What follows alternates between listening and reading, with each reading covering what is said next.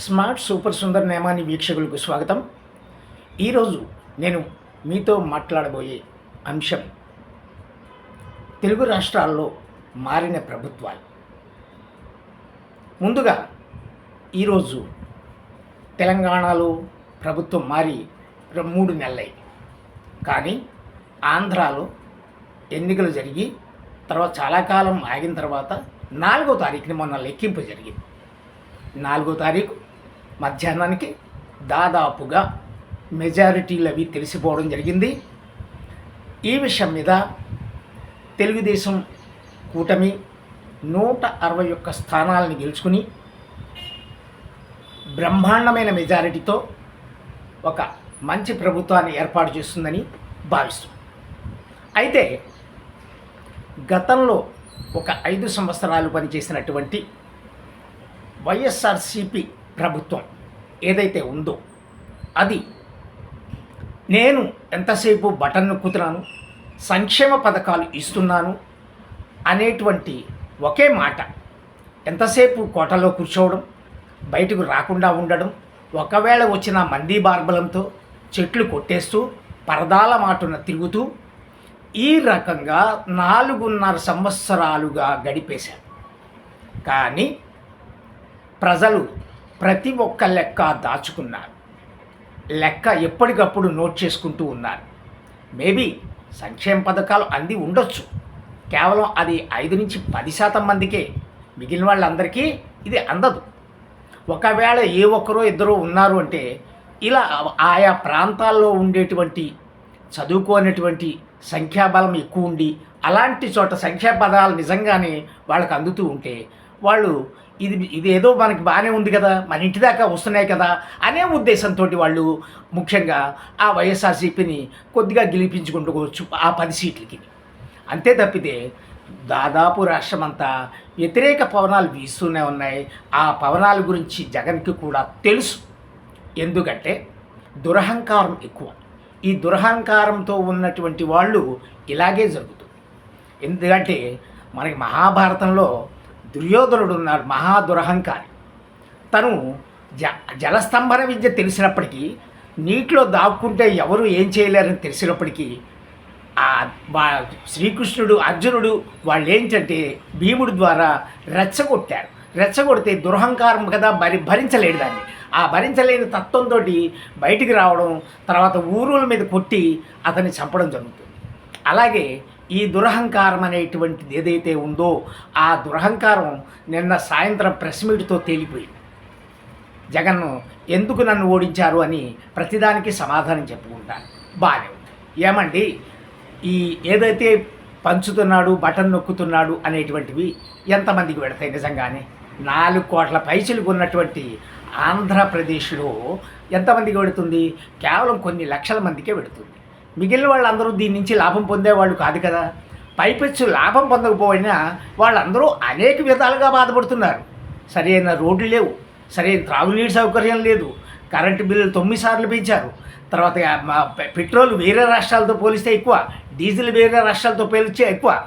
ఇవన్నిటినీ కూడా మరి కింద స్థాయి నుంచి ఉన్న మిగిలిన వాళ్ళందరికీ కూడా ఇవన్నీ చాలా కనిపిస్తూనే ఉంటాయి కదా.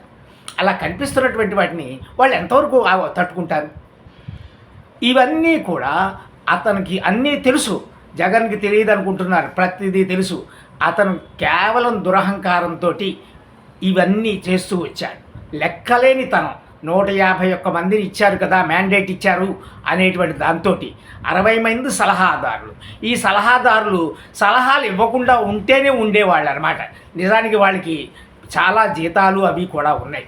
అదంతా ప్రభుత్వ ధనమే. అసలు ఎందుకండి ఈ సంక్షేమానికి ఇచ్చేది కూడా ప్రజల ధనమే. అందరూ కట్టే ట్యాక్సుల నుంచి ఇస్తారండి. ఎక్కడి నుంచో జగన్ ఆయన ప్యాలెస్ నుంచి తీసుకొచ్చి సూట్ కేసుల్లో పట్టుకొచ్చి ఇచ్చి పంచేది కాదు. అంచేత ఇదంతా ప్రజలు కట్టినటువంటి ట్యాక్సులు. ఇంటి పన్నులేమి, ఆ పన్నులేమి, ఆదాయ పన్నులేమి, ఇవన్నీ రకరకాలైనటువంటి పన్నుల నుంచి వచ్చినటువంటి ధనాన్నే పంచడం జరుగుతుంది. కాకపోతే 1-2 అంశాల్లో ఏది ఇంటికి పెన్షన్ పంపించడం అనేటువంటి ఒక అంశము, ఇలా కొన్ని 1-2 ఉన్నాయన్నమాట. దీంతో పోలిస్తే ఇంత మునుపు నుంచే ఉన్నాయి. 1984 ఎన్టీ రామారావు నెగ్గినప్పటి నుంచే కూడా ఇలాంటి పథకాలను ప్రారంభించడం జరిగింది. ఆరోగ్యశ్రీ ఉందండి, కానీ ఆరోగ్యశ్రీ ఎవరికి ఉపయోగపడ్డాయి? అక్కడ ఎందుకు కొన్ని వందల కోట్ల బకాయిలు పెట్టారు, వాళ్ళకి చెల్లించకపోతే హాస్పిటల్లో ఎలా ఉచిత వైద్యం అందిస్తారండి? అందించరు కదా. ఇవన్నీ కూడా జగన్కి చాలా మైనస్ చేశాయన్నమాట. ముఖ్యంగా మంత్రుల్లో కొంతమంది 151 మంది గెలిచినా అందులో ఒక 21 మంది మినహా 130 మంది ప్రజలకే తెలియరు. ఐ థింక్ జగన్కే తెలియకపోయి ఉండొచ్చు కూడా. ఎందుకంటే వాళ్ళ మొహాలను ఎప్పుడు చూసి ఉండకపోవచ్చు, వాళ్ళకి ఎవరికి అపాయింట్మెంట్ ఇచ్చి ఉండకపోవచ్చు. ఒక ప్రఖ్యాతమైనటువంటి కొద్ది మంది మాత్రమే, నగర్ నుంచి రోజా, గుడివాడ నుంచి గొడాలి నాని, గన్నవరం నుంచి వల్లభనేని వంశీ, అలాగే గుడివాడ గుడ్డు మంత్రి అమర్నాథ్, ఇలాంటి వాళ్ళు కొంతమంది ఉన్నారు. వాళ్ళు ఎప్పుడు ముందుకు వచ్చేటువంటి వాళ్ళు. వీళ్ళందరూ లేనిపోని అక్కర్లేని భాషని ఉపయోగించి అందరినీ, కుటుంబాలను సైతం, ఆడవాళ్ళను సైతం తిట్టడమే పణంగా పెట్టుకుని ఇలా చేస్తే మునిగిపోక ఏమవుతుంది ప్రభుత్వం? నిన్న ప్రెస్ మీట్లో నేను ఎన్నో పథకాలు చేశాను, ఎన్నో ఇచ్చాను, అవ్వాతాతలకు ఇచ్చాను, అక్క చెల్లెమ్మలకి ఇచ్చాను, అయినా ఎందుకు ఓడించారో తెలియదు. ఎందుకంటే ఆఖరి నిమిషంలో ఇది అయినా రియలైజ్ అవ్వలేదు. నేను ఇప్పటికీ చెప్తున్నాను, అయినా ఆయన రియలైజ్ అవ్వలేదు. అవును, నేను సంక్షేమం కొంతవరకు చేసిన మాట వాస్తవమే, కానీ చాలా విషయాల్లో నేను ఆంధ్రప్రదేశ్ను పట్టించుకోలేదు. ముఖ్యంగా అమరావతిని నేను పట్టించుకోలేదు. అలాగే 3 రాజధానులు అనే నాటకం ఆడుతూ వచ్చాను నేను. ఇదంతా నా తప్పిదమే అనే విషయాన్ని కూడా చెప్పాలి కదా. మంచి నువ్వు ఏదో చేసిన దాన్ని చూడ చెప్పుకున్నావు, చేను కూడా చెప్పాలి కదా. ఆ మాటకు వస్తే అలా ఎందుకు చెప్పుకోలేదు నువ్వు? అది కూడా చెప్పాలి, చేయని విషయాలను కూడా చెప్పాలి. ఇది చెప్పకుండా కేవలం సంక్షేమాన్నే నమ్ముకున్నాను, అంతేగాని ఆంధ్రప్రదేశ్ని మొత్తం మిగిలిన రాష్ట్రాన్ని సంక్షోభంలోకి నెట్టేశాను అనే విషయాన్ని తెలియదు అనుకుంటున్నారా? అందరికీ తెలుసు. ఆ సజ్జల రామకృష్ణారెడ్డికి తెలుసు, ఆ మంత్రులకి తెలుసు, లేదా నెగ్గిన ఎమ్మెల్యేలకి తెలుసు, అందరికీ తెలుసు. ఆ 151 మందికి తప్పనిసరిగా తెలుసు, ఇంక్లూడింగ్ 60 మంది సలహాదారులకు కూడా తెలుసు. కేవలం వాళ్ళందరూ ఎందుకంటే భయమో లేదా ఇంకేమో కానీ ఎవరు నోరు మెదపకుండా ఉన్నారు. కానీ ప్రజల దగ్గర చిట్టా అంతా ఉంది, ప్రతి దానికి వాళ్ళు రాసి పెట్టుకుని ఉన్నారు. ఈవెన్ ఓట్లు వేసి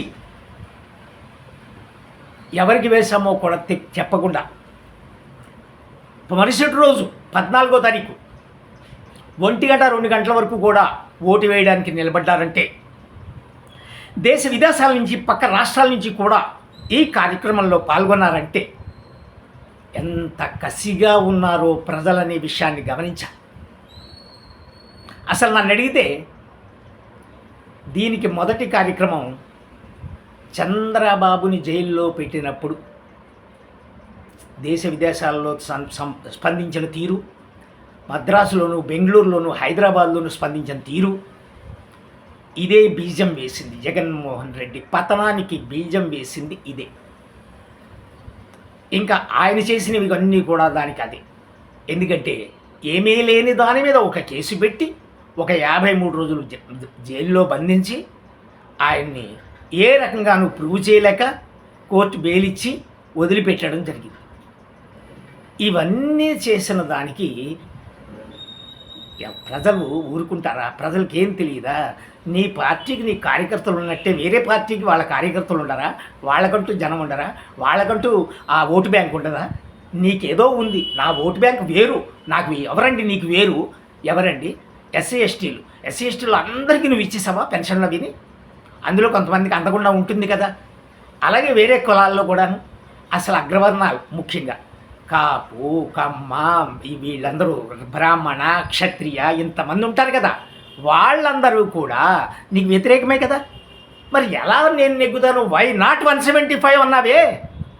వై నాట్ 175 అంటే ఎక్కడి నుంచి వస్తాయి? నువ్వు చేసిన పనులేంటి? నీకు ఏ రకంగా ఓటు వేస్తారని భావించావు? ప్రజలందరూ గొర్రెలు అనుకున్నావా?